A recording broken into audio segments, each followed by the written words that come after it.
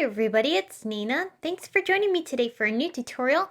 And today I'm featuring the Simon Says Stamp and PinkFresh Studios STAMPtember exclusive. This beautiful flower frame is gorgeous and I couldn't wait to color it.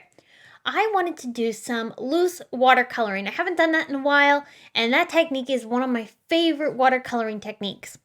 These flowers are also whimsically drawn, so they really complement that style of coloring really nicely. So I'm going to get started by stamping with the new stamp set onto a piece of Arches cold press watercolor paper. And I'm going to use Simon Says Stamp Intense Black ink for the stamping. I'm stamping this twice because this paper, being a cold press paper, is quite textured. So by stamping twice, I'm going to get a really nice crisp impression. Moving on to the coloring, I'm using a small brush. This is a size 0 brush. And I'm going to very carefully add color in spots, and then using just a dry, slightly wet brush, I'm going to just blend out some of that color in a very textural way. I'm not going to blend it out so it covers every single part of the image, and I'm not blending it out so it stays inside the lines. Because this is a loose style of coloring, some of the coloring isn't going to cover all the areas, and some of the coloring isn't going to stay inside the lines. But that's the uniqueness of this technique, in that it gives these beautiful effects that are very loose and free and go really well with this stamp.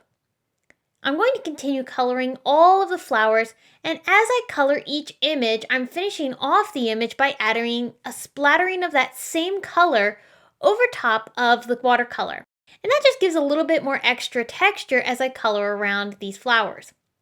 I'm also adding in a little bit of green in between all of the coloring that I did on the images to help fill things in and give a beautiful greenery effect around these florals. After I let this dry, I am going to use my fussy cut scissors and cut out the images. Now this stamp set does come with a die that actually does some partial die cutting, which means parts of the petals will be cut and then other parts won't, giving you a partial die cut effect that you can then put some foam tape behind each piece and pop up those elements. However, I wanted more of a flatter design here, so I'm just going to put a layer of foam tape behind the entire panel and leave it at that, popping it up onto a dark purple card base. I used some sequins from Simon Says Stamp to add a little bit of shimmer and shine around these flowers. Moving on to a sentiment, I decided I wanted to do a die cut greeting, so I brought in the Simon Says Thanks frame die. And I cut it from not only that beautiful purple cardstock, but also some Tonic Studios gold mirror cardstock. I'm layering those together onto the purple, giving me a really great contrast between the gold and the purple, and this really pops up off of these florals nicely.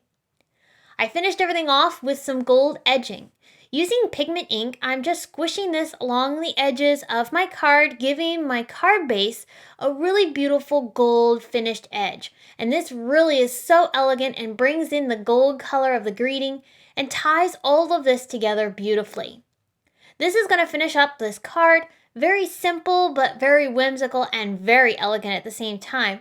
And it's a really great way to use this new stamp from Simon Says Stamp and PinkFresh Studios.